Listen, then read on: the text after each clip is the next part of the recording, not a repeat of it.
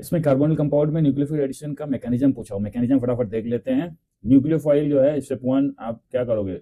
Step one nucleophile जो है हमारा, कोई न्यूक्लियोफाइल लाएंगे, ठीक है, और ये हो गया आपका सेंटर। तो स्टेप वन अगर आपने यही इसको यहाँ पे माइनस चार्ज की चार्ज से मान लो, ओ एच माइनस हुआ, सी एन माइनस हुआ, इस तरह का कुछ है, तो ये इसके पास यहाँ डेल्टा पॉजिटिव और डेल्टा माइनस है और इस पर अटैक करेगा and this pi electron will move to oxygen. Step two क्या होगा भाई? स्टेप टू में तो यहाँ पे क्या बनेगा आपका फाइनल? जब अटैक कर लेगा तो O minus nucleophile and this one, ठीक है। अब ये H बचा हुआ यहाँ पे नेगेटिव नेगेटिव चार्ज तो रहेगा नहीं, ये तो टेट्राहेड्रा sp2 कॉन्फ़िगरेशन से sp3 में जा रहा है। और अब यहाँ निगेटिव चार्ज आया है, निगेटिव चार्ज क्या होगा? निगेटिव चार्ज कहीं ना कहीं अपने आप को न्यूट्रलाइज करेगा और सबसे प्रोबेबल इसका जो सोर्स है वो सॉल्वेंट से आपका H एक्सट्रैक्ट कर लेगा, सॉल्वेंट वाटर H एक्सट्रैक्ट करेगा और हमारे पास एक न्यूक्लियोफिलिक एडिशन का बन जाएगा, ठीक है। दूसरा बोल रहा है how will convert toluene to benzoic acid? Is very easy PG. Toluene को आप जो है एल्कालाइन केमिनोफोर से ऑक्सीडाइज कर दो और बेंजोइक एसिड बन जाएगा। वो इजी है, करने की जरूरत तो है नहीं, ठीक है। टोलुइन विद बेंजो एल्कालाइन केमिनोफोर से आप कर दो, बन जाएगा। Ethanol to 3 hydroxy butanol. Ethanol क्या है? CH3 CH2OH। अब इसमें ब्यूटेनॉल मतलब 2 कार्बन ऐड हो रहे हैं, तो कंडेंसेशन करा दें एल्डोल का, इसको ऑक्सीडाइज करा दें। इसको क्या कर दो? PCC से ऑक्सीडाइज कर दो, PCC से करो नहीं तो आगे ऑक्सीडाइज हो जाएगा। इसको PCC से ऑक्सीडाइज एसिटाल्डिहाइड हो गया। फिर इसको क्या करो? एल्डोल करा दो, डाइल्यूट NaOH, ठीक है।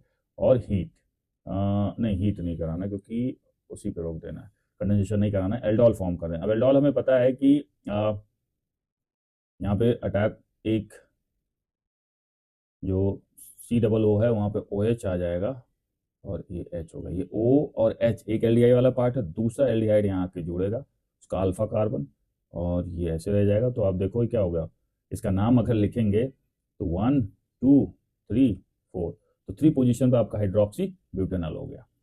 नेक्स्ट क्वेश्चन, और इस साल देखो आप 2 मार्क्स में 2 क्वेश्चंस आए हुए हैं यहाँ पर, इनफैक्ट 3 हो गए। फिनॉल एंड बेंजोइक एसिड बहुत ज्यादा इंपॉर्टेंट है, बहुत ज्यादा बार बार डिफरेंट फॉर्म में आता है। फिनॉल, फिनॉल देखो, फिनॉल हो गया और बेंजोइक एसिड, एक बहुत सिंपल सा इसका रिएक्शन है। इसको अगर हम दोनों को सोडियम बाइकार्बोनेट के साथ रिएक्ट करा दें भाई, ठीक है, सोडियम बाइकार्बोनेट, याद रखना सोडियम बाइकार्बोनेट, तो ये क्या करता है? कार्बन डाइऑक्साइड के बुलबुले या एफर्वेसेंस देता है, ठीक है। और यहाँ पर ऐसा कुछ नहीं मिलता है। इसका रीजन भी हम बता दे रहे हैं यहाँ पर, इसका रीजन भी बता दे रहे हैं। तो बेंजोइक एसिड जो होता है स्ट्रॉन्गर एसिड होता है in comparison to carbonic acid. Carbonic acid बनेगा इनफैक्ट कार्बन डाइऑक्साइड और वाटर, और कार्बन डाइऑक्साइड और वाटर कुछ और नहीं है, कार्बोनिक एसिड है, ठीक है, जो कि वीकर एसिड है in comparison to this one. और यहाँ पर कार्बन ये इसको बनाने की कोशिश करेंगे तो कार्बोनिक एसिड बनेगा। कार्बोनिक एसिड फिनॉल से ज्यादा स्ट्रॉन्ग है, इसलिए नहीं कर पाएंगे, ठीक है। प्रोपे नेक्स्ट क्या बोल रहा है भाई? प्रोपेनल एंड प्रोपेनोन, अरे ये तो बहुत ही बार बार आ रहा है। प्रोपेनल एंड प्रोपेनोन क्या कर दो? प्रोपेनोन प्रोपेनल आप टॉलेंस से रिएक्ट करा दो, टॉलेंस रिएजेंट। भाई टॉलेंस रिएजेंट क्या है? Tollens reagent is for aldehyde and propanal is aldehyde, propanone नहीं देगा। तो इसमें क्या होता है? अमोनिकल जो सिल्वर नाइट्रेट होता है वो कन्वर्ट हो जाता है आपका मेटालिक सिल्वर में, सिल्वर मेटल टेस्ट दे देता है। और प्रोपेनल जो है, प्रोपेनल प्रोपेनल है CHO, ये किस में कन्वर्ट हो जाएगा? एसिड में कन्वर्ट हो जाएगा, ऑक्सीडाइज हो जाएगा और ये रिड्यूस हो गया। इस तरह से टेस्ट है। नेक्स्ट देखते हैं, बोल रहा है कि which one of the given compound is stronger acid and Y. देखो ये बहुत कॉमन क्वेश्चन बार बार आता है, देख लेते हैं, बहुतों को पता होगा, पता होना चाहिए। अब देखो यहाँ पर फ्लोरीन है और यहाँ पर फ्लोरीन है। फ्लोरीन यहाँ पर किस पोजीशन पे है?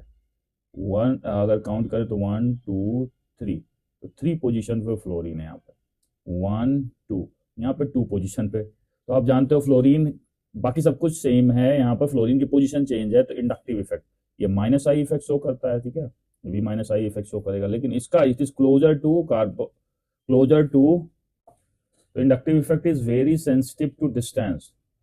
तो भाई साहब इसका इंडक्टिव इफेक्ट क्या होगा, बहुत वीक होगा, इसलिए जो है माइनस आई इफेक्ट एसिडिटी बढ़ाता है, तो ये स्ट्रॉन्गर एसिड हो जाएगा। क्या देखो क्वेश्चन है, क्वेश्चन करने का तरीका है, दो फंक्शनल आइसोमर हैं, ठीक है, और C3H6O, इसको जनरल फार्मूला करके आप एल्डिहाइड, अब कीटोन दो बन रहे हैं इसमें, क्या CN3 कितना CnH2NO, ठीक है, तो कार्बोनिल का हो गया फार्मूला। अब इसमें एल्डिहाइड और कीटोन पॉसिबल है, तो एल्डिहाइड और कीटोन, तो भाई ये कार्बन है, एल्डिहाइड यहाँ पे लगाओगे तो कीटोन बनेगा, ठीक है, लास्ट में लगाओगे तो क्या बनेगा, एल्डिहाइड बनेगा, ठीक है। तो बस यही आपका, इस तरह से आपको फार्मूला, जनरल फार्मूला लिखना होगा CnH2NO, कि भाई ये है क्या, अगर उसको नहीं लिखोगे तो नंबर कटने के चांस हैं।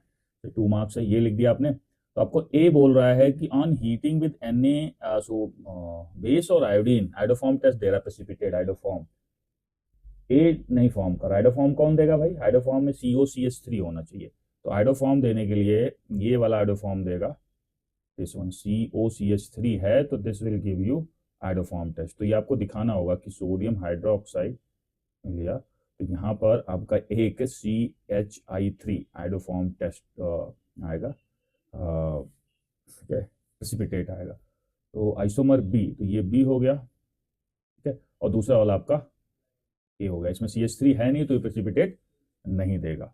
देखो भाई क्वेश्चन बहुत आसान लग रहा है, लेकिन स्टेप्स लिखना जरूरी है, 1 नंबर का है ये क्वेश्चन, इजी है। How can acetaldehyde be prepared from acetyl chloride, acetyl chloride से एसिटाल्डिहाइड, रोजनमंड रिएक्शन है, रोजनमंड रिएक्शन के लिए आपको उसका वो याद होना चाहिए, ठीक है, रिएजेंट ये लगा दो, बस रोजनमंड रिएक्शन हो जाएगा। Acetaldehyde from acetyl chloride, formula भी लिखना जरूरी है क्योंकि लिखा हुआ है, तो एसिटिल क्लोराइड ऐसे लिख के छोड़ दोगे, नंबर कट जाएंगे, और ये बन गया एसिटाल्डिहाइड, ठीक है।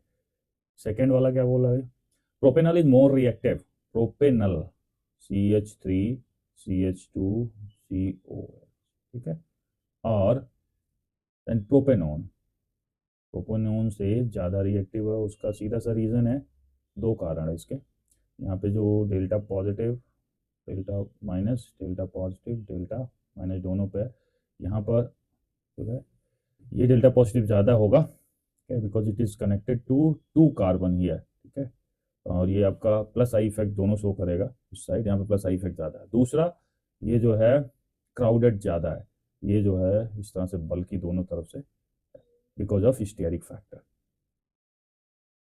स्टेरिक फैक्टर, ठीक है, बल्कि होने के कारण this carbon is not that much accessible for nucleophile to attack, ठीक है। यहाँ थोड़ा सा आपको कंफ्यूज करने की कोशिश किया गया, पहले क्वेश्चन अच्छा क्वेश्चन है, सोडियम बोरोहाइड्राइड जो है, सोडियम बोरोहाइड्राइड एस्टर ग्रुप को कुछ भी नहीं छेड़ता, नहीं, लिथियम एल्युमिनियम हाइड्राइड इसको भी तोड़ फोड़ देगा, तो यहाँ पर केवल जो COO है वही चेंज हो जाएगा, और COO will become OH, and ये जो है इस पर कोई फर्क नहीं पड़ेगा, ये ऐसे ही पड़ा रह जाएगा, ठीक है। दूसरा वाला, दूसरा कंफ्यूज कर रहा है, ये मेटल है और इसका हाइड्रोजन एसिडिक, इस मेटल का लिए एसिडिक कम करेगा, तो एसिड और मेटल का रिएक्शन क्या, हाइड्रोजन निकाल देगा, ठीक है। तो यहाँ पर आपका 6 एल्कोहल, तो 6 एक से एक हाइड्रोजन, मतलब 3H2 निकलना चाहिए, ठीक है, प्लस Al जो है आपका 3 है, CH3 3 और CO माइनस हो जाएगा, ठीक है, 3